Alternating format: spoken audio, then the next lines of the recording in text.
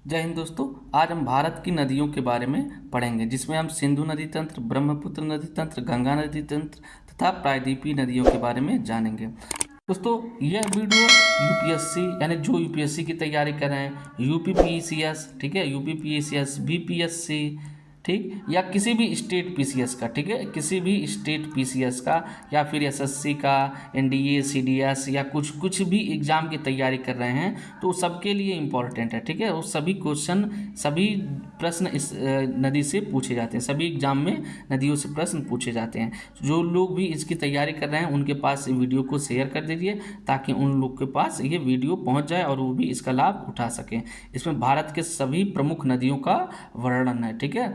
और अगर आप चैनल पर नए हैं तो चैनल को सब्सक्राइब कर दीजिए, जिससे आपको कोई भी नोटिफिकेशन रहे तुरंत मिल जाए। और वीडियो को शेयर कर दीजिए अपने दोस्तों के पास, अपने जो भी ग्रुप में हैं, और वीडियो को लाइक कर दीजिए। चलिए हम देखते हैं।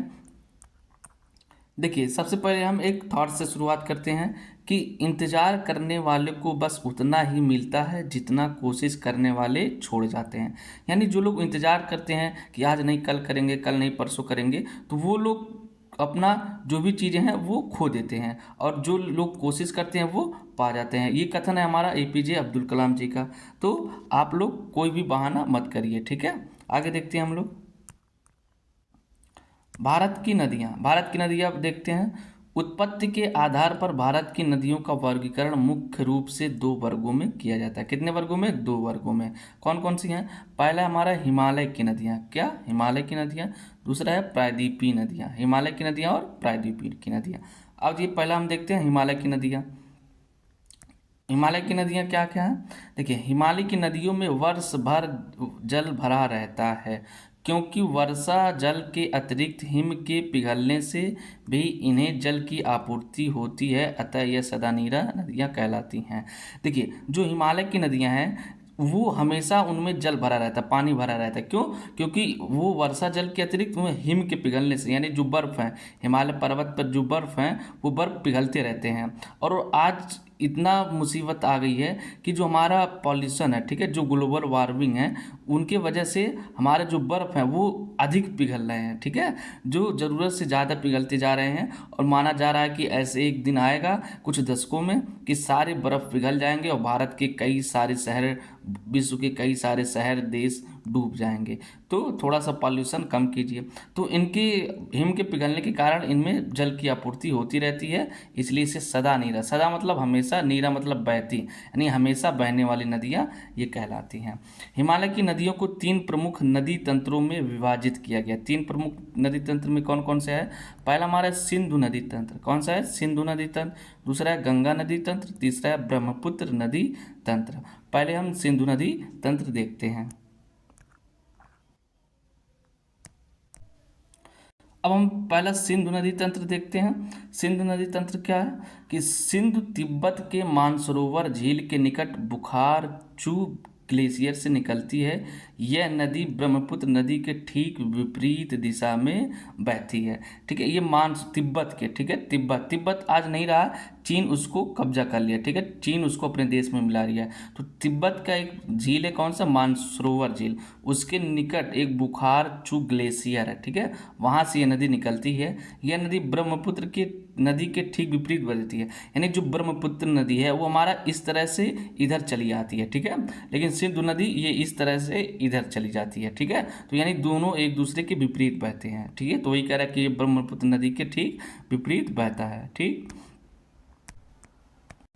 फिर भारत पाकिस्तान के बीच 1960 ईस्वी में हुए सिंधु जल समझौते के अंतर्गत भारत सिंधु, उसकी सहायक नदियों में झेलम और चिनाब के केवल 20% जल का उपयोग कर सकता है।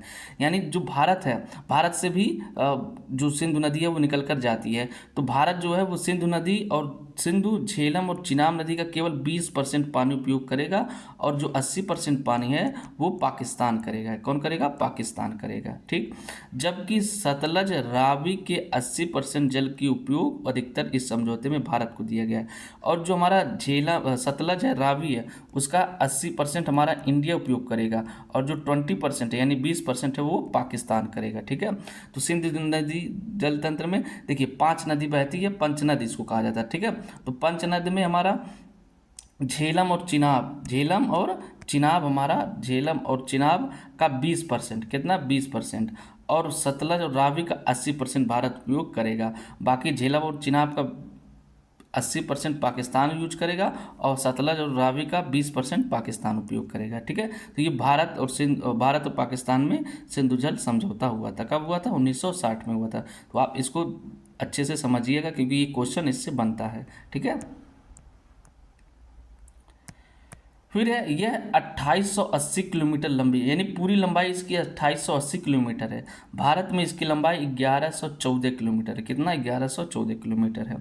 सिंधु नदी के बाईं ओर से मिलने वाली नदियों में पंजाब की पंचनद देखिए, पंजाब में 5 नदी पाई जाती है, इसलिए इसको पंजाब कहा जाता है। ठीक है, पंजाब पंचनद कौन कौन सा है? सतलज, ब्यास, रावी, चिनाब और झेलम, ये 5 नदियां पाई जाती हैं। इसके अलावा जास्कर, सिगार व गिलगिट अन्य नदी भी हैं। तो भारत सिंधु नदी के बाईं ओर से निकलने वाली कौन कौन सी नदियां हैं? पहला हमारा सतलज, ब्यास, रावी, चेनाब, झेलम, जास्कर, सिगार और गिलगिट, ये 8 नदी बाईं ओर से सिंधु नदी के निकलती हैं। दाएं ओर से मिलने वाली नदियों में हमारा श्योक है, काबुल है, कुर्रम है, गोमल आदि प्रमुख नदी हैं। ठीक है, ये प्रमुख नदियां, और भी हैं लेकिन ये प्रमुख प्रमुख नदियां हैं। तो फिर ये सिंधु नदी दक्षिण पश्चिम की ओर बहते हुए पूर्व में अरब सागर में मिलता है। तो सिंधु नदी किस सागर में गिरता है? अरब सागर में। किसमें? अरब सागर में गिरता है। ठीक, ये देखिए हम मैप के माध्यम से देखते हैं। देखिए ये हमारा क्या है? ये हमारा सिंधु नदी है, यहाँ लेक मानसरोवर है ना, मानसरोवर झील है, यहाँ से सिंधु नदी निकलती है और यहाँ से पूरा भारत में प्रवेश करती है, और यहाँ से हमारा लेह लद्दाख की तरफ बहती हुई इधर से हमारा पीओके में निकल के ये हमारा पाकिस्तान में निकल के इसे चली जाती है। ठीक, फिर यहाँ से देखिए श्रीनगर, यहाँ से हमारा झेलम नदी का उत्पन्न होता है, ये झेलम नदी इसमें आके मिलता है। फिर यहाँ से हमारा चिनाब नदी है, फिर यहाँ से रावी नदी है, फिर यहाँ पे सतलज है। ठीक है, सतलज है और ये ब्यास नदी सतलज में मिल जाती है। तो ये 5 नदियाँ हैं। ठीक है, 5 नदियाँ यहाँ से पंचनदी पंजाब में बहती है। देखिए पंजाब हमारा जो यहाँ पे हमारा पंजाब है ना, पंजाब ये आधा पंजाब है, बाकी आधा पंजाब हमारा पाकिस्तान में। ठीक है, तो पूरे पंजाब में हमारा आधा पंजाब पाकिस्तान के पास है, आधा पंजाब भारत के पास है। तो इन पंजाब में 5 नदियाँ बहती हैं, इसलिए इसको पंजाब कहा जाता है। ठीक है, तो ये 5 नदियाँ को आपने देख लिया। ठीक, यहाँ भी वही मैप है। ठीक, यहाँ पे देखिए, और यहाँ से देखिए ये हमारा सिंधु नदी है, इधर जा रहा है, यहीं से हमारा ब्रह्मपुत्र नदी है वो इधर आ रहा है। ठीक है, अभी हम आगे ब्रह्मपुत्र नदी को देखेंगे। ये इधर हमारा गंगा है, ये हमारा यमुना है। तो ये सतलज है, ये ब्यास है, ये रावी है, ये चिनाब है, ये झेलम है, ये सिंधु नदी ऐसे जाके हमारा अरब सागर में गिर जाती है। ठीक, यहाँ पे देखिए जो हमारा 5 नदी है, सिंधु नदी, चेनाब, ये सब नदियाँ हैं, इनमें हमारा दोआब पाया जाता है। क्या पाया जाता है? दोआब। दोआब का अर्थ होता है 2 नदियों के बीच का क्षेत्र। दो का मतलब 2 ही, आब मतलब होता है नदियों के बीच का क्षेत्र। तो दोआब 5 नदियों के बीच के क्षेत्र, यानी 2 नदियों के बीच के क्षेत्र को दोआब कहा जाता है। और कौन कौन से दोआब हैं हम देखते हैं। देखिए ये हमारा सिंधु नदी है। ठीक है, सिंधु नदी, सिंधु और झेलम नदी के बीच, सिंधु और झेलम नदी के बीच हमारा है सिंधु सागर दोआब। कौन सा? सिंधु सागर दोआब। ठीक, फिर हमारा है झेलम और चिनाब के बीच है चाब दोआब। ठीक है, चाब दोआब। ठीक है, चाब दोआब है। फिर हमारा है चिनाब और रावी नदी के बीच हमारा है रचना दोआब। कौन सा? रचना दोआब, रचना दोआब है, रचना दोआब है। फिर हमारा रावी और सतलज के बीच बारी दोआब है। कौन सा? बारी दोआब है। फिर ब्यास और सतलज के बीच हमारा बीस्त दोआब है। कौन सा? बीस्त दोआब है। ठीक है, तो 5 दोआब है। ये हमारा पहला सिंधु सागर दोआब, ये दूसरा चाब है, तीसरा रचना है, चौथा बारी है, 5वां बीस्त है। ये बीस्त दोआब पाई जाती है। ये दोआब पूछता है 2 नदी को दे देगा कि सिंधु और झेलम के बीच कौन सा दोआब पाया जाता है, या फिर ब्यास और सतलज में दे देगा कौन सा पाया जाता है, कौन सा दोआब पाया जाता है। तो आप यहाँ से याद रख सकते हैं सतलज और ब्यास की नदी बीस्त, फिर सतलज और रावी के बीच बारी, रावी और चिनाब के बीच रचना, चिनाब और झेलम के बीच चाप दोआब, और झेलम और सिंधु नदी के बीच सिंध सागर दोआब पाया जाता है। आप इसका स्क्रीनशॉट ले सकते हैं। ठीक है, अब हमारा है झेलम नदी, झेलम या वितस्तता, पूरा प्राचीन में इसका नाम था वितस्तता नदी, ठीक है। यह पीर पंजाल पर्वत की पदस्थली में स्थित वेरीनाग झरना से निकलकर 212 किलोमीटर की लंबाई में उत्तर पश्चिम दिशा में प्रवाहित होती हुई वुलर झील में मिल जाती है। श्रीनगर इसी नदी के तट पर स्थित है। श्रीनगर किस नदी के तट पर है? झेलम नदी के तट पर स्थित है। अभी तक आप चैनल को सब्सक्राइब नहीं किए तो सब्सक्राइब कर लीजिए, लाइक कर दीजिए और वीडियो को शेयर कर दीजिए, ठीक है, जल्द से जल्द शेयर कर दीजिए। तो झेलम नदी के बीच श्रीनगर नगर स्थित है, ठीक है। दूसरा हमारा है चिनाब। चिनाब को प्राचीन में अस्कनी कहा जाता था। कौन सी नदी? अस्कनी नदी। तो यह हिमाचल प्रदेश में चंद्रभागा कहलाती है। हिमाचल प्रदेश में क्या कहलाती है? चंद्रभागा। यह चंद्र और भागा नामक दो नदियों के सम्मिलित रूप है। कौन कौन सा नदी है? चंद्र और दूसरा भागा, यानी चंद्र और भागा दो नदियों से मिलकर बना है, इसलिए इसको कहा जाता है चंद्रभागा नदी। क्या नदी? कौन सा? चंद्रभागा नदी। भारत में इसकी लंबाई 1180 किलोमीटर। कितना? 1180 किलोमीटर इसकी लंबाई है। रावी नदी। रावी या इसको परुसड़ी या इरावती नदी भी कहा जाता है, ठीक है। दोस्तों देखिए, जिस तरह नदी अपना मार्ग स्वयं तलाश लेती है, उसी तरह हमें भी अपना मार्ग, अपना लक्ष्य को तलाश लेना चाहिए, ठीक है। जैसे नदी कभी भी समुद्र की रास्ता नहीं पूछती है, तो हमें भी क्या करना है ये हमें पूछना नहीं चाहिए। हमें खुद पर निर्भर रहना चाहिए और हमें अपने लक्ष्य को, अपने उद्देश्य को खोज कर उसके पीछे दौड़ना चाहिए। किसी से भी पूछना नहीं चाहिए, ना ही किसी का सहारा लेना चाहिए। और मोटिवेशन की तो ज़रूरत नहीं है भाई। आपको कोई भी काम करना है, आपको उसमें मोटिवेशन की कोई ज़रूरत नहीं है, ठीक है। आप अपने आसपास के लोगों को देखिए और खुद से ही मोटिवेट होते रहिएगा, ठीक है। तो रावी या इरावती नदी को हम देखते हैं। यह नदी पंजाब की 5 नदियों में सबसे छोटी है। सबसे छोटी नदी कौन सा है पंजाब में? रावी नदी है। इसका उद्गम स्थल हिमाचल प्रदेश के कांगड़ा जिले में स्थित रोहतांग दर्रे के समीप है। इसकी लंबाई 725 किलोमीटर। किसकी कितनी लंबाई है? 725 किलोमीटर है, ठीक। ब्यास या इसको प्राचीन समय में विपाशा कहा जाता था। कौन सा नदी? विपाशा या ब्यास नदी। यह सतलज की सहायक नदी है। सतलज की सहायक नदी है जिसका उद्गम कुल्लू पहाड़ी में स्थित रोहतांग दर्रे के दक्षिणी किनारे से होता है। इसकी लंबाई 470 किलोमीटर। कितना? 470 किलोमीटर है।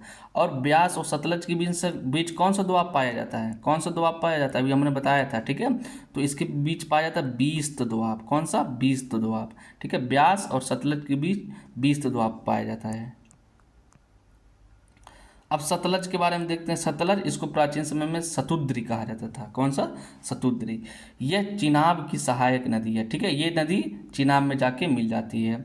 यह मानसरोवर झील के समीप स्थित राकस या राक्षस ताल से निकलती है। किस ताल से? राकस या राक्षस ताल से सतलज नदी निकलती है। यह एकमात्र पूर्ववर्ती नदी है जो हिमालय के तीनों श्रेणियों को अपरदित कर प्रवाहित होती है। पूर्ववर्ती नदी उसको कहा जाता है जो हिमालय के पार से आती है, ठीक है। पूर्ववर्ती नदी मान लीजिए ये हिमालय, तो हिमालय से पार करके अपरदित करते हुए ये आती है, ठीक है। तो इसीलिए इसको पूर्ववर्ती नदी कहा जाता है। भाखड़ा नांगल सतलज नदी पर ही बनाया गया है। दोस्तों ये भाखड़ा नांगल, ये दो अलग अलग हैं, भाखड़ा और नांगल। तो इन दोनों को मिला के भाखड़ा नांगल बांध कहा जाता है। तो ये सतलज नदी पर ही बनाए गए हैं, ठीक है। भाखड़ा नांगल बांध हमेशा बहुत सारे परीक्षाओं में पूछता है कि किस नदी पर बनाए गए। तो कौन सी नदी है? सतलज नदी, ठीक है, सतलज नदी। भारत तिब्बत मार्ग सतलज घाटी से होकर गुजरता है। यानी भारत और तिब्बत जाने का मार्ग सतलज घाटी से ही निकल कर जाता है। भारत में इस नदी की कुल लंबाई 1050 किलोमीटर है। कितना? 1050 किलोमीटर इसकी लंबाई है। किसकी? सतलज की। किसकी? सतलज की लंबाई है।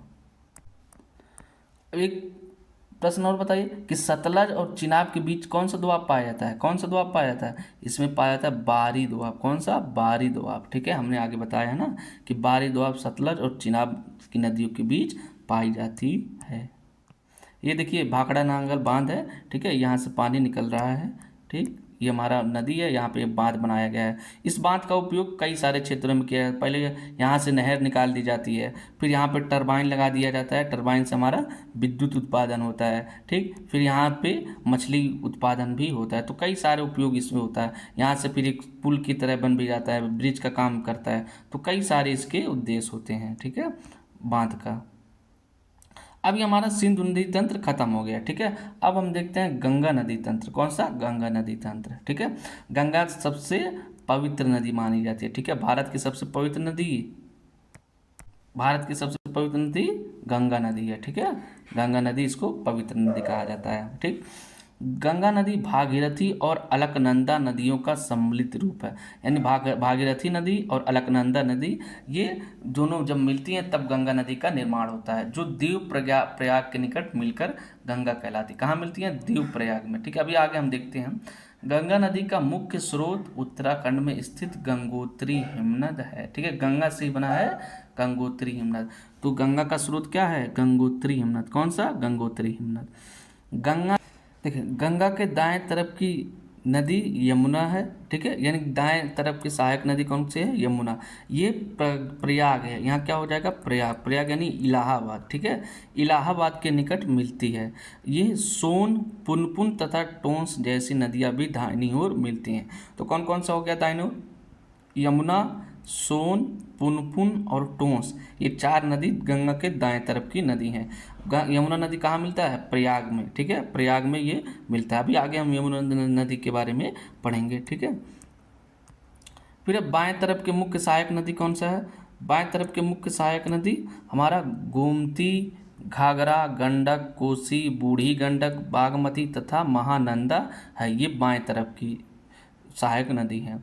गंगा की सबसे अधिक लंबाई उत्तर प्रदेश में है, यानी गंगा सबसे अधिक लंबा कहाँ है? उत्तर प्रदेश में है, ठीक है। गंगा पश्चिम बंगाल में दो भागों में विभाजित हो जाती है। पहली हुगली नदी तथा दूसरी शाखा बांग्लादेश में चली जाती है, यानी पहली जो हुगली नदी है, ये हुगली नदी हमारे पश्चिम बंगाल में बहती है, जो बांग्लादेश में दूसरी शाखा बहती है और वो पद्मा कहलाती है। क्या कहलाती है? पद्मा कहलाती है, ठीक है। हुगली नदी पर ही दोस्तों हावड़ा ब्रिज बना है, ठीक है, जो अंग्रेजों ने बनाया था हावड़ा ब्रिज को, ठीक है। गंगा 5 राज्यों से होकर गुजरती है। उत्तराखंड, उत्तर प्रदेश, बिहार, झारखंड और पश्चिम बंगाल, इन 5 राज्यों से गंगा बह के निकलती है, ठीक है। उत्तराखंड में इसका उद्गम है, ठीक है। कहाँ से है? गंगोत्री हिमनद से, ठीक है, गंगोत्री हिमनद से इसका, ठीक है। अभी तक आपने चैनल को सब्सक्राइब नहीं किया तो सब्सक्राइब कर दीजिए, शेयर कर दीजिए और लाइक भी कर दीजिए। आगे हम देखते हैं। देखिए, ये गंगा का चित्र है, गंगा नदी का मैप है, ठीक है। यहाँ पे देखिए गंगा नदी यहाँ अलकनंदा कहलाती है। क्या कहलाती है? अलकनंदा, ठीक है। फिर यहाँ पे ये धौली गंगा यहाँ पे आकर मिलती है, ठीक है। इन दोनों का संगम होता है। कहाँ होता है? विष्णु प्रयाग में, ठीक है। अलकनंदा और धौली जहाँ मिलती है उसको कहा जाता है विष्णु प्रयाग। कौन सा? विष्णु प्रयाग, ठीक। फिर यही अलकनंदा आगे आती है और यहाँ पे नंदाकिनी, ठीक है, नंदाकिनी नदी मिलती है। अलकनंदा से नंदाकिनी मिलती है और ये कहाँ मिलती है? ये बनता है तब नंद प्रयाग। क्या बनता है? नंद प्रयाग, ठीक। फिर आगे अलकनंदा आती है और यहाँ से मिलते हैं पिंडार गंगा, ठीक है, पिंडार गंगा मिलती है। ये कहाँ बनता है? तो ये बनता है कर्ण प्रयाग में, ठीक है, कर्ण प्रयाग बनता है यहाँ पे, ठीक। फिर आगे यही अलकनंदा आती है तो इधर से हमारा केदारनाथ में स्थित मंदाकिनी नदी मिलती है, तो यहाँ बनता है रुद्र प्रयाग। कौन सा प्रयाग बनता है? रुद्र प्रयाग। फिर यही अलकनंदा आगे आती है और यहाँ से गंगोत्री से हमारी भागीरथी निकलती है, ठीक है, भागीरथी, गंगोत्री से हमारी भागीरथी निकलती है और इसी को गंगोत्री को ही माना जाता है कि गंगा नदी। ये भागीरथी नदी अलकनंदा से मिलती है और ये बनता है दीव प्रयाग। कौन सा बनता है? दीव प्रयाग, ठीक है। फिर ये हमारी यहाँ से जब दीव प्रयाग बनता है तो ये हमारी गंगा कहलाती है। क्या कहलाती है? गंगा, ठीक, गंगा कहलाती है और आगे यही चली जाती है। और यहाँ पे इसी के देखिए इसी के समानांतर यमुनोत्री है, ये भी इसी के समानांतर बहती होती जाती है और आगे हमारा प्रयाग में मिलते हैं, प्रयाग यानी इलाहाबाद में मिल जाती है, ठीक है। ये हमारी गंगा नदी तंत्र है, ठीक। यहाँ पे देख सकते हैं ये हमारा भागीरथी नदी है, यहाँ गंगोत्री है, ठीक, और यहाँ पे अलकनंदा, ये दोनों आके मिल रही हैं तो यहाँ पे हमारा गंगा बनना है, ठीक है। फिर यहीं आती है ऋषिकेश, फिर यहाँ से हरिद्वार, फिर ऐसे ऐसे हमारी गंगा होते हुए चली जाती है। फिर यहाँ पे देखिए हमारी राम गंगा मिलती है दाहिने तरफ, ठीक, गंगा, फिर राम गंगा से यहाँ गोमती मिलती है। फिर यहाँ पे घाघरा है, गंडक है, फिर यहाँ पे कोसी है, कोसी नदी इसमें मिलती है, फिर ये महानंदा है, ठीक है, महानंदा मिलती है। इधर से हमारी देखिए यमुना नदी आ रही है, और यमुना नदी कहाँ मिलती है, यमुना नदी गंगा से यहाँ पे मिलती है, इलाहाबाद प्रयाग में मिलती है, ठीक है। और दाएं तरफ फिर हमारे ये चंबल नदी है, सिंध है, ठीक, बेतवा है, केन है, ये हमारी यमुना नदी से मिलती है। और जो हमारी गंगा नदी से मिलती है वो काली है, ठीक, यमुना नदी है। फिर हमारे इधर से सोन आ जाता है, ठीक, ये हमारी नदियाँ हमारे गंगा से मिलती हैं। ये भी हमारे मैप देख सकते हैं, ठीक है, यमुना, गंगा नदी है, गोमती है, घाघरा, गंडक, कोसी, फिर इधर से हमारा सोन जाता है, मिलता है, यमुना मिलता है। तो ये सारी चीज़ें हैं। यहाँ पे देखिए ये जो हमारा हुगली नदी यहाँ पे मिल रहा है, ठीक है, हुगली नदी यहाँ से बह रहा है, फिर यही गंगा नदी आगे चल के बांग्लादेश में चला जा रहा है, ठीक है। अब पहले हम देखते हैं रामगंगा, ठीक है। रामगंगा, यह नदी कुमाई हिमालय में स्थित गढ़वाल की पहाड़ियों से निकलती है। यह शिवालिक को पार करने के बाद नदी अपना मार्ग दक्षिण पश्चिम की दिशा की ओर बनाती है। यह उत्तर प्रदेश के नजीबाबाद के निकट मैदान में प्रवेश करती है और अंत में कन्नौज के निकट नदी में मिल जाती है। कहाँ, कन्नौज के निकट गंगा में मिल जाती है। इसकी लंबाई 600 किलोमीटर है। कितना, 600 किलोमीटर इसकी लंबाई है। आगे बढ़ते हैं। फिर है शारदा या सरयू नदी है। यह नदी नेपाल हिमालय में स्थित मिलाम हिमनद से गौरी गंगा नाम से निकलती है, जो भारत नेपाल सीमा पर काली नदी के नाम से जानी जाती है, ठीक है। काली नदी को क्या कहा जाता है, शारदा या सरयू नदी आगे, ठीक है। उत्तर प्रदेश के बाराबंकी जिले में यह घाघरा नदी से मिल जाती है। घाघरा नदी इसकी सहायक है, ठीक है। फिर घाघरा हमारी जाके गंगा में मिल जाती है। फिर है गंडक नदी। यह धौलागिरी व एवरेस्ट पर्वत के मध्य से निकलती है। यह पटना के निकट सोनपुर में गंगा नदी से मिलती है। कहाँ, सोनपुर में। इसकी कुल लंबाई 425 किलोमीटर, कितनी है, 425 किलोमीटर इसकी कुल लंबाई है, ठीक। फिर है कोसी नदी।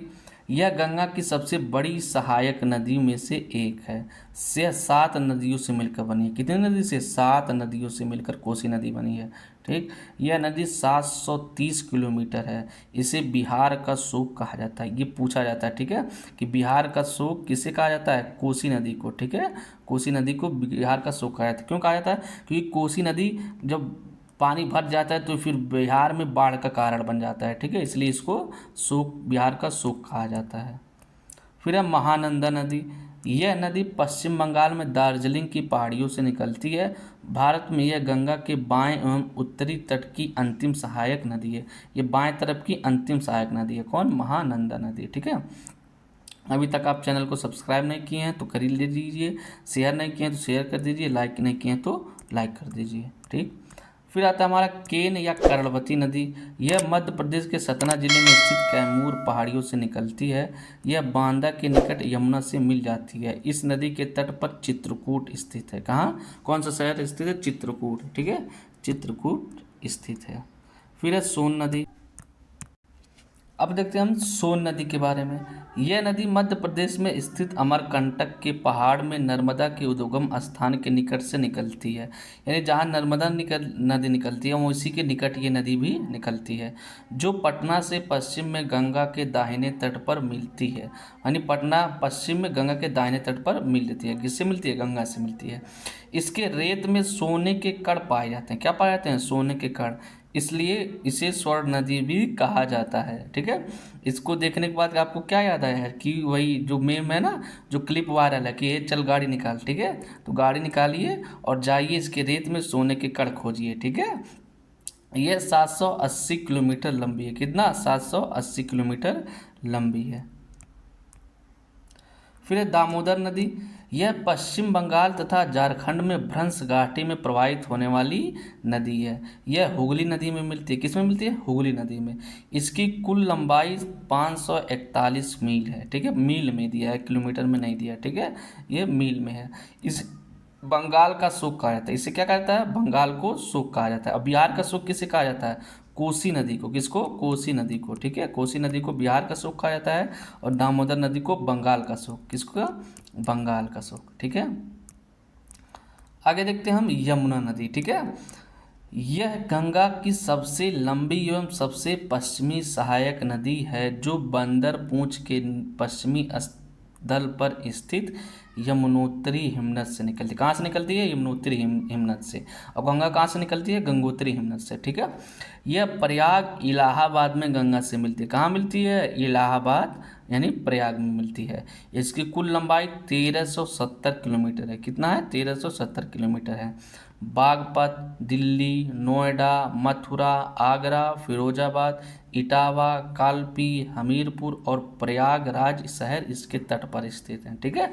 कौन कौन से? मथुरा, आगरा, दिल्ली। ये सब पूछा जा सकता है कि दिल्ली किस नदी के तट पर स्थित है, या मथुरा किस नदी के तट पर स्थित है, आगरा किस नदी के तट पर स्थित है, प्रयागराज। ठीक है। तो इसके निकट ये सारे शहर स्थित हैं। आगे हम लोग देखते हैं यमुना नदी को। ठीक है। ये देखिए यमुना नदी का उद्गम यहाँ पर है। ठीक है। यहाँ से ये बहती हुई आती है। ठीक है। बहती हुई आती है। और इसकी जो सहायक नदी है क्या है? ये है चंबल। ठीक है। पहला है चंबल, फिर दूसरा है सिंध, फिर है बेतवा, फिर है केन। ठीक है। केन, बेतवा, सिंध, चंबल, ये इसकी सहायक नदियाँ हैं। ठीक है। आगे हम देखते हैं चंबल नदी। ठीक है। चंबल नदी किसकी सहायक नदी? यमुना नदी की। यह मध्य प्रदेश के महू के समीप स्थित मालवा पठार से निकलती है। यह इटावा के समीप यमुना से मिल जाती है। किससे मिलती है? यमुना से। ठीक है। कहाँ से निकलती है? इटावा के समीप। इसकी संपूर्ण लंबाई 965 किलोमीटर है। यह राजस्थान की एकमात्र सदा नीरा नदी है। सदा नीरा मतलब हमेशा बहती है। कहाँ? राजस्थान में।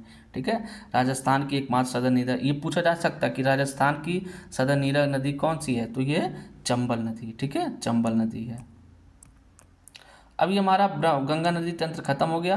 अब हम आते हैं ब्रह्मपुत्र नदी तंत्र पर। कहाँ? ब्रह्मपुत्र नदी तंत्र पर। इसकी कुल लंबाई 2900 किलोमीटर है। कितना? 2900 किलोमीटर है। तथा जल विसर्जन के कुल आयतन की दृष्टि से यह विश्व की 4 बड़ी नदियों में शामिल है। कितना? 4 बड़ी नदियों में शामिल है। किसके? कुल आयतन, विसर्जन के कुल आयतन, यानी कितना पानी वो समुद्र में गिराती है, इसके आधार पर। इसका अपवाह तंत्र तिब्बत, यानी तिब्बत जो अब चाइना में मिल गया है, भारत, बांग्लादेश में विस्तृत है, यानी 3 देशों में। ठीक है। तिब्बत, भारत और बांग्लादेश 3 देशों में। ये भी पूछा जा सकता है कि कौन सी नदी है जो 3 देशों में प्रवाहित होती है। तो कौन सी है? ब्रह्मपुत्र नदी। भारत में इसकी लंबाई 1346 किलोमीटर है। कितना? 1346 किलोमीटर है। यह कैलाश पर्वत श्रेणी के दक्षिण में मानसरोवर झील के निकट आंगसी ग्लेशियर से निकलती है। किससे? आंगसी ग्लेशियर से निकलती है। और इसके विपरीत कौन सी नदी जाती है? सिंध नदी। कौन सी नदी? सिंध नदी इसके विपरीत निकलती है। ठीक है। इधर से सिंध नदी ठीक है। आगे देखते हैं। तिब्बत में इसे सांगपो, कौन सी नदी? सांगपो कहा जाता है, जिसका अर्थ शुद्ध करने वाला। सांगपो का अर्थ क्या है? शुद्ध करने वाला। यह समुद्र तल से 4000 मीटर की ऊंचाई पर भी नावें चलती हैं यहाँ। ठीक है। ये जो नदी बहती है 4000 मीटर ऊपर है। कहाँ? समुद्र तल से। और यहाँ पर भी नावें चलती हैं, जो विश्व के सबसे आश्चर्यजनक नौकागम्य जल मार्गों में से एक है। अरुणाचल प्रदेश में यह दिहांग कहलाती है। कौन सी नदी? दिहांग। पासीघाट के निकट 2 सहायक नदियां दिहांग व लोहित के मिलने से इसका नाम ब्रह्मपुत्र पड़ा है। किसके? दिहांग में और लोहित, ये 2 नदियों के मिलने से इसका नाम ब्रह्मपुत्र नदी पड़ा है। बांग्लादेश में इसका नाम जमुना है। आगे यह गंगा नदी से मिल जाती है, जिसके बाद इसे पद्मा नदी कहा जाता है। कौन सी नदी? पद्मा। ठीक है। पद्मा नदी कहा जाता है। ये देख लीजिए, ये मैप के माध्यम से हम देखते हैं। ये ब्रह्मपुत्र नदी है। यहाँ पर देखिए, ये ब्रह्मपुत्र नदी यहाँ से निकलती है और इस तरह से जाती है। ठीक है। इसको सांगपो कहा जाता है। ठीक है। या सांगपो। फिर यहाँ से आती है, फिर ये इधर से आती हुई, अब देखिए यहाँ से लोहित नदी निकलती है। ये दिहांग, अरुणाचल प्रदेश में इसको दिहांग कहा जाता है, और ये लोहित नदी दोनों मिलती हैं तो ये ब्रह्मपुत्र कहलाती हैं, और आगे चलती हुई जाती हैं। ठीक है। ये सुबनसिरी आके इससे नदी से मिलती है। फिर ये तीस्ता नदी इससे आके मिलती है। तो ये जब बांग्लादेश में प्रवेश करती है तो इसे जमुना कहा जाता है। क्या कहा जाता है? जमुना। ठीक है। फिर ये जमुना, फिर यहाँ पे आता है, फिर ये हमारा गंगा, गंगा जमुना दोनों मिलता है तो इसको सम्मिलित रूप को आगे को पद्मा कहा जाता है। क्या कहा जाता है? पद्मा। फिर आगे ये मेघना नदी भी इससे मिलती है, फिर ये दोनों बंगाल की खाड़ी में गिर जाती हैं। ठीक है। और ये हमारा गंगा ब्रह्मपुत्र का मुहाना कहलाता है। ठीक है। बंगाल की खाड़ी में मिलती हैं। और यहाँ पे एक विश्व का सबसे बड़ा डेल्टा बनता है। उस डेल्टा का क्या नाम है? सुंदरवन डेल्टा। ठीक है। सुंदरवन डेल्टा है। आगे हम देख रहे हैं इसको। सुंदरवन डेल्टा क्या है? भारत तथा बांग्लादेश में स्थित विश्व की सबसे बड़ी नदी डेल्टा है। ठीक है, भारत में बांग्लादेश में फैले बंगाल की खाड़ी के मुहाने पर स्थित कई द्वीपों के समूह से सुंदरवन बनता है। ठीक है, बहुत सारे द्वीप मिला के सुंदरवन बनाते हैं। यह गंगा, ब्रह्मपुत्र और मेघना नदियों के डेल्टा पर स्थित है। यह दुनिया के सबसे बड़ी सक्रिय डेल्टा क्षेत्रों में से एक है। सबसे बड़ी सक्रिय डेल्टा क्षेत्रों में से एक है। यह डेल्टा सदाबहार वन, विशाल खारे दलदल से भरे हैं और इस दलदली जंगल में ऊंची नीची संकरी खाड़ी है। यहाँ के नरभक्षी बाघ, जिसको बंगाल टाइगर के नाम से विश्व भर में प्रसिद्ध है। ठीक है, यहाँ पे बंगाल टाइगर पाया जाता है। ठीक है, जिसको नरभक्षी बाघ कहा जाता है। तो सुंदरवन डेल्टा है। ठीक है, ये हमारा सुंदरवन डेल्टा का पिक्चर है, ये सेटेलाइट से लिया गया है। ठीक है, तो यहाँ पे देखिए कई सारे डेल्टा, कई सारे नदी बहते हैं। ठीक है, नदी कई सारे रास्तों से अपना पानी गिराती है समुद्र में, उसी को डेल्टा कहा जाता है। देखिए यहाँ पे छोटा छोटा द्वीप है, बीच में पानी है। ठीक है, तो ये सारा पूरा क्षेत्र है। अब हम ब्रह्मपुत्र नदी तंत्र खत्म हो गया, उसमें उसके बाद हम देखते हैं प्रायद्वीपीय नदियाँ। कौन सी नदी? प्रायद्वीपीय नदी। प्रायद्वीपीय नदियाँ चौड़ी, लगभग संतुलित एवं उत्तरी घाटियों से होकर बहते हैं। बड़े मैदानों की अपेक्षा यहाँ की नदियाँ छोटी और कम संख्या में, यानी कम है, ज़्यादा नदी नहीं है, क्योंकि यहाँ वर्षा कम होती है। ठीक है, इन क्षेत्रों में वर्षा कम होती है और यहाँ पर हिम भी नहीं रहते, यानी बर्फ़ भी नहीं रहते हैं, जिसके पिघलने से नदियाँ प्रभावित हों। यह नदियाँ हिमालय की नदियों की तुलना में अधिक पुरानी है, यानी ये पुरानी नदियाँ हैं। ठीक है, और जो हिमालय की नदियाँ हैं वो नवीन नदियाँ हैं। प्रायद्वीप क्षेत्र की अधिकांश नदियां पूर्व की ओर प्रवाहित होती हैं, क्योंकि इनका मुख्य जल विभाजक पश्चिमी घाट है। ठीक है, पूर्व की ओर यानी बंगाल की खाड़ी की ओर आती हैं। नर्मदा व ताप्ती ही सामान्य भाव की दिशा में विपरीत पूर्व से पश्चिम की ओर नर्मदा और ताप्ती पश्चिम की ओर बहती हैं। केवल वर्षा जल पर निर्भर होने के कारण प्रायद्वीपीय नदियां मौसमी होते हैं। गर्मियों के लंबे शुष्क ऋतु में प्रायः सूख जाते हैं। ठीक है, ये केवल वर्षा जल पर निर्भर है, इसलिए इसको मौसमी नदी भी कहा जाता है। ठीक है, यह नदियाँ दो भागों में विभाजित होती हैं। पहला बंगाल की खाड़ी में गिरने वाली, दूसरा अरब सागर में गिरने वाली नदियाँ। अब हम पहला देखते हैं बंगाल की खाड़ी में गिरने वाली नदियों को।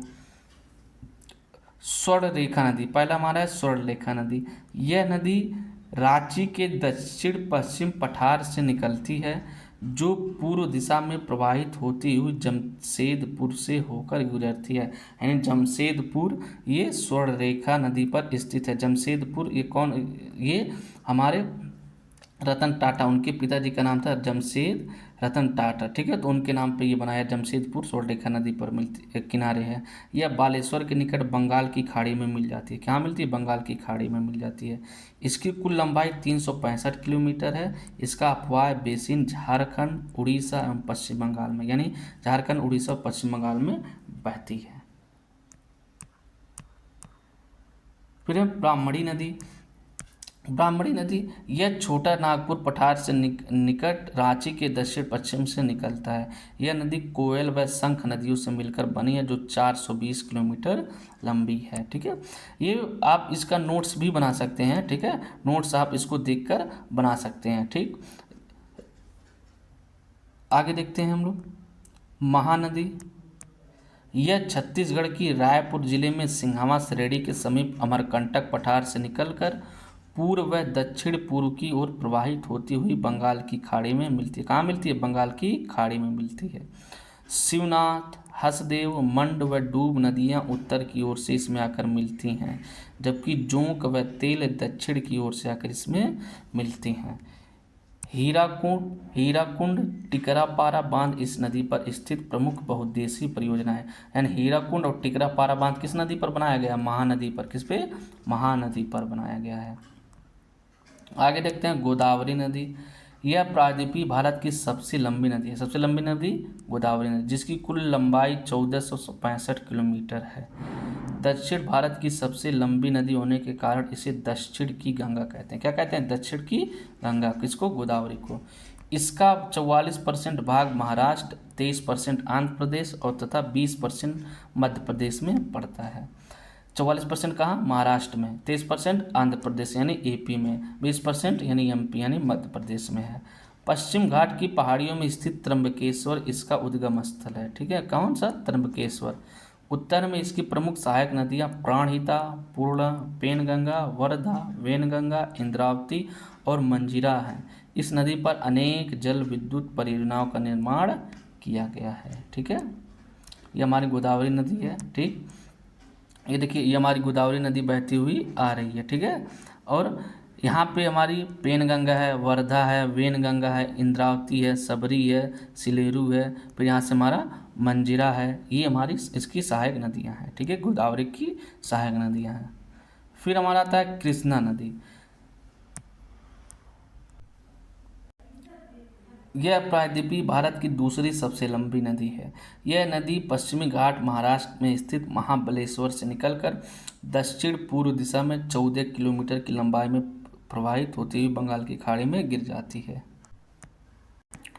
यहाँ पे ये 1400 किलोमीटर होगा। ठीक है, ये जो हमारा है ये 1400 किलोमीटर लंबाई में प्रवाहित होती है। ठीक है, जिसका 27% महाराष्ट्र, 44% कर्नाटक, 29% आंध्र प्रदेश में पड़ता है। कोयना, यरला, वर्णा, पंचगंगा, दूधगंगा, घाटप्रभा, मालप्रभा, भीमा, तुंगभद्रा और मूसी इसकी सहायक नदी हैं। इस पर भी कई जल विद्युत परियोजनाओं का निर्माण किया गया है। ठीक है, कावेरी नदी। यह कर्नाटक की कोडागु जिले में मैसूर पत्थर के पठार, ये मैसूर पठार होगा। ठीक है, मैसूर पठार के दक्षिणी भाग में ब्रह्मगिरी पहाड़ियों से निकलती है। यह दक्षिण पूर्व की ओर कर्नाटक में तमिलनाडु राज्य में प्रवाहित होती हुई कावेरी पटना पर निकट बंगाल की खाड़ी में गिर जाती है। ठीक है, कहाँ गिरती है? बंगाल की खाड़ी में। इसका कुल अपवाह क्षेत्र 3% केरल में, 41% कर्नाटक में तथा 56% तमिलनाडु में पड़ता है। इसकी प्रमुख सहायक नदियां उत्तर में हेमावती, लोकापावनी, सिमसा व अर्कवती है। दक्षिण में लक्ष्मण तीर्थ, कबिनी, सुवर्णवती, भवानी और अमरावती इसकी सहायक नदी हैं। यहाँ यह शिव समुद्र नामक प्रसिद्ध जलप्रपात बनाती है। यह दक्षिण भारत की सबसे पवित्र नदी मानी जाती है। कौन? दक्षिण भारत की सबसे पवित्र नदी मानी जाती है। इसे दक्षिण भारत का गंगा का उपमा प्रदान किया गया। इसे दक्षिण भारत का गंगा कहा जाता है। इसके अपवाद क्षेत्र को दक्षिण भारत का चावल का कटोरा, rice bowl of South India कहा जाता है। चावल का कटोरा का मतलब वहाँ पे चावल का उत्पादन बहुत ज़्यादा होता है। ठीक है, इसलिए इसको दक्षिण भारत का चावल कटोरा कहा जाता है। प्रायद्वीपीय नदियों में कावेरी एक ऐसी नदी है जिसमें वर्ष भर जल प्रवाह बना रहता है। यानी कावेरी में हमेशा जल भरा रहता है, यानी प्रवाहित होती रहती है। इस नदी पर होगनकल जलप्रपात अवस्थित है। कौन सा जलप्रपात? होगनकल जलप्रपात स्थित है। ये हमारी कावेरी बेसिन है, कावेरी नदी है। ठीक है, यहाँ से ये निकलकर हमारी बहती हुई यहाँ पे जा रही है। ठीक है, फिर है पेन्नार नदी। पेन्नार नदी यह कर्नाटक की कॉलर जिले की नंदी दुर्गा पहाड़ियों से निकलती है तथा बंगाल की खाड़ी में गिरती। कहाँ गिरती है? बंगाल की खाड़ी में। इसकी प्रमुख सहायक नदियाँ जयमंगली, कुंदरू, सगिलेरू, चित्रावती, पापागनी व चैयार है। ठीक है, इसकी प्रमुख नदी ये है। पलार नदी, ये दोस्तों ये उतना इम्पोर्टेंट नहीं है, इस नदी को पूछा नहीं जाता, लेकिन आप फिर भी देख सकते हैं इसका उद्गम कर्नाटक राज्य के चिक्काबल्लपुर जिले में स्थित नदी पहाड़ी से होता है। यह आंध्र प्रदेश के चित्तूर व तमिलनाडु के अर्काट जिले से प्रवाहित होती है और बंगाल की खाड़ी में गिरती है। ठीक, कहाँ गिरती है? बंगाल की खाड़ी में गिरती है। वैगई नदी, यह नदी तमिलनाडु राज्य के मदुरै जिले में स्थित वर्षानद पहाड़ी से निकलकर मदुरै रामनाथपुरम जिले से प्रवाहित होते हुए मंडपम के पास पाक की खाड़ी में गिरती है। मदुरै इसी नदी के तट पर है। मदुरै जो शहर है वो मदुरई, वो इसी नदी पर स्थित है। किस पे? वैगई नदी पर। ठीक है, वैगई नदी पर स्थित है। कहाँ गिरता है ये? पाक की खाड़ी में। ठीक, अगला है ताम्रपर्णी नदी। कौन सी नदी? ताम्रपर्णी। यह तमिलनाडु राज्य की तिरुनवली जनपद की प्रमुख नदी है, जिसका उद्गम दक्षिणी सह्याद्री में स्थित अगस्तमलाई पहाड़ी के ढालों से होता है। यह मन्नार की खाड़ी में गिरता है। कहाँ गिरता है? मन्नार की खाड़ी में गिरता है। अब हम देखते हैं अरब सागर में गिरने वाली नदी। अब हम देखते हैं अरब सागर में गिरने वाली नदी। अभी तक हमने देखा बंगाल की खाड़ी में गिरने वाली नदियों को। अब अरब सागर की नदी में पहला नदी है नर्मदा नदी। कौन सी नदी? नर्मदा। इसका उद्गम छत्तीसगढ़ में स्थित महाकाल पर्वत श्रेणी के अमरकंटक पठार से होता है। कहाँ पे? महाकाल पर्वत श्रेणी के अमरकंटक पठार से।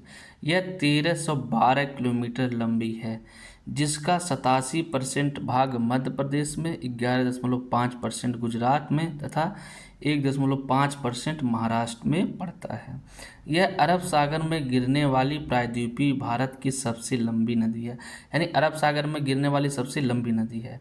जबलपुर के निकट भेड़ाघाट के संगमरमर की चट्टानों में एक भव्य केंद्र और कपिलधारा जलप्रपात का निर्माण करती है, जहां इसका जल 30 मीटर की ऊंचाई से गिरता है। कौन सा? कपिलधारा जलप्रपात का निर्माण करती है। इसकी सहायक नदियां तवा, बरनेर, दूधी, हिरन, बरना, कोनार तथा माचक है। ये नर्मदा नदी, ठीक है, ये नर्मदा नदी है। यहाँ अमरकंटक से ऐसे निकल रही है, ठीक है, और यहाँ पर ये अरब सागर में जाके गिर जा रही है, ठीक है। ये इसकी सहायक नदियाँ हैं, ठीक। यहाँ पे देखिए महाराष्ट्र से थोड़ा लगता है, ये हमारा एमपी यानी मध्य प्रदेश है, ये हमारा गुजरात है, ठीक।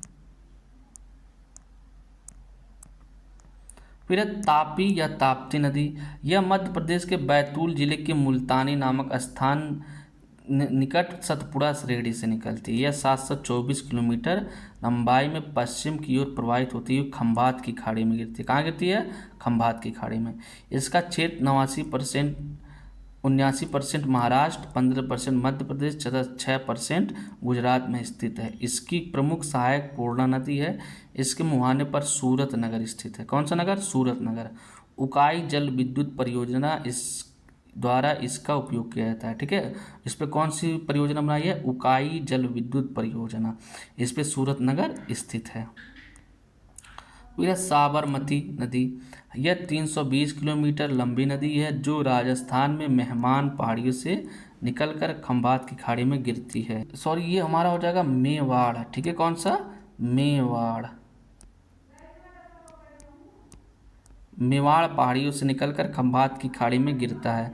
अहमदाबाद इस नदी के किनारे स्थित सबसे बड़ा नगर है। इस नदी के किनारे सबसे बड़ा नगर कौन सा है? अहमदाबाद, ठीक है। साबरमती नदी के किनारे अहमदाबाद नगर स्थित है। फिर है माही नदी, ठीक है। माही नदी, इसका उद्गम मध्य प्रदेश के धार जिले में विंध्याचल पर्वत से होता है। कहाँ से? विंध्याचल पर्वत से। ये नदी इंपॉर्टेंट है, अभी देखते हैं क्यों इंपॉर्टेंट है, ठीक है। ये नदी इंपॉर्टेंट है। यह नदी 553 किलोमीटर की दूरी तय करने के बाद खंभात की खाड़ी में जाकर मिलता है, जो मध्य प्रदेश, राजस्थान, गुजरात राज्य में फैला हुआ है। सोम, जाखम इसकी मुख्य सहायक नदियां हैं। यह नदी कर्क रेखा को 2 बार काटती है। दोस्तों, ये नदी जो है वो बहुत इंपॉर्टेंट है, इसको बार बार पूछा जाता है कि कर्क रेखा को 2 बार कौन सी नदी काटती है? तो कौन सी नदी है? माही नदी। कौन सी नदी? माही नदी, ठीक है। तो ये कर्क रेखा, और कर्क रेखा भारत के कितने राज्यों से होकर गुजरती है? 8 राज्यों से। कितने राज्यों से? 8 राज्यों से होकर गुजरती है।